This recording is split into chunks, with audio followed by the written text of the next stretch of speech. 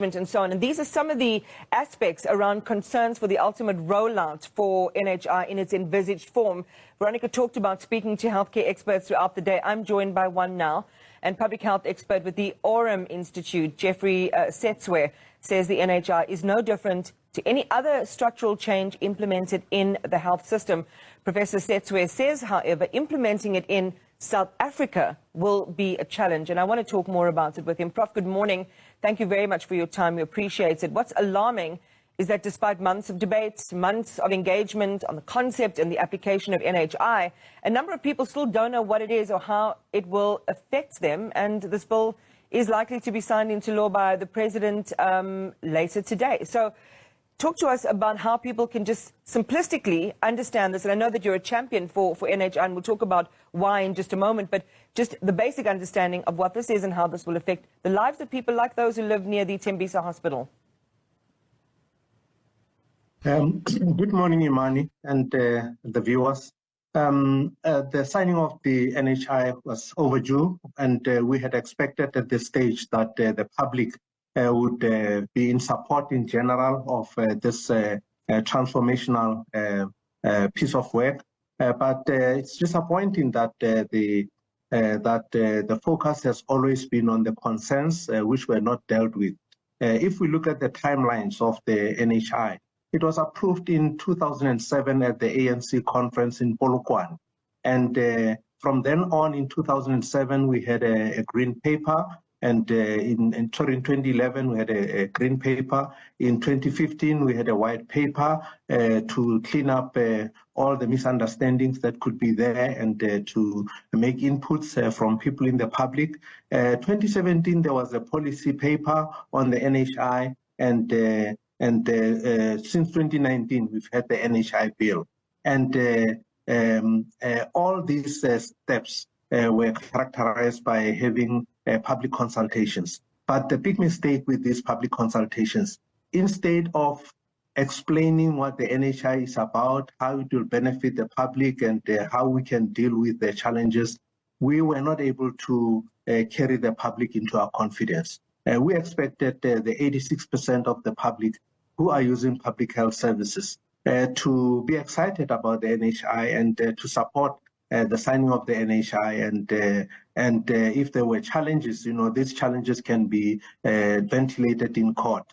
But an ordinary member of the public struggles to understand what the NHI is about. And the key principles of the NHI are so clear that if we have access to healthcare, irrespective whether you are rich or poor, employed or unemployed, if we have equity, dealing with the inequalities in health access, and if we have the better quality of healthcare than what we see in the public healthcare services.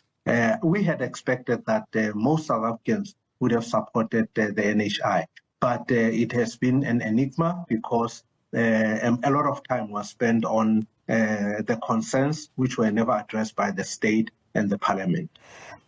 And the argument that has been made since the very beginning continues to be made for today. I think a lot of people would agree with, from a moral and a philosophical perspective, to undo how it's been characterized, a kind of healthcare apartheid in our country, access to the best healthcare only for those who have and not for those who have not.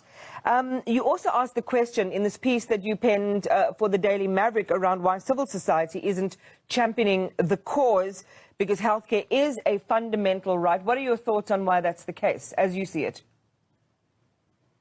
Yeah, we can always say if we do not have water, if we don't have electricity, if we don't have basic needs, but we do not have a strong movement in South Africa to advocate for health.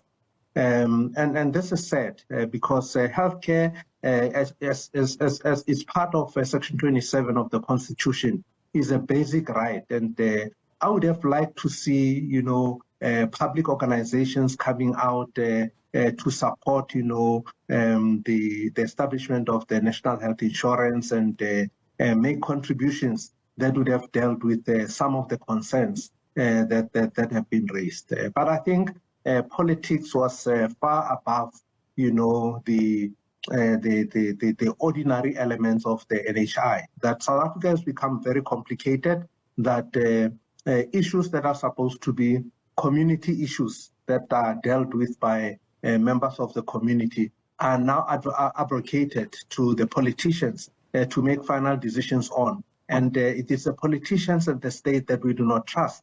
We don't trust the state to handle the money that's going to go into the NHI fund. We do not trust them to provide quality healthcare.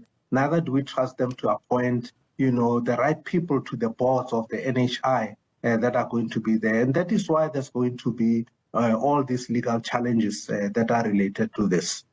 Professor Geoff Setswe, I'm so sorry to end our conversation there, but as you say, there are a number of, and as you've written anyway, that there are a number of resources for people to really understand. It does need to be proliferated in very simple terms to everyone who's going to use it, including, my mother who lives in Pietermaritzburg, for example, who's not always plugged into the mainstream of these debates, and we will certainly continue to have them because there is the potential for lawsuits, there is the potential for a number of things to unfold once the president, who is expected to sign it later today, does so. So we'll definitely invite you back. But I want to thank you for making time for us this morning, Professor Geoff Setswe, Managing Director at the Aurum Institute. I want to take you straight to the Durban Magistrates